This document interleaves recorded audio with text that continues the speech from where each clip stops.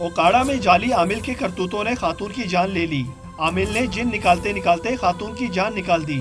خاتون کو درخت سے باندھ کر ڈنڈوں اور گرم سلاخوں سے پیٹا گیا۔ تشدد سے خاتون ہلاک ہو گئی اور عامل فرار ہو گیا۔ مقتولہ کے اہل خانہ نے پولیس تفتیش میں بھی تعاون سے انکار کر دیا۔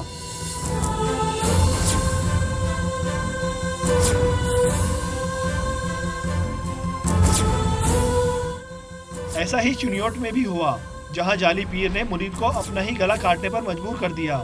تھرخانہ محلہ میں نواز نامی شخص کو کھانے کے دوران گلے میں تکلیف ہوئی۔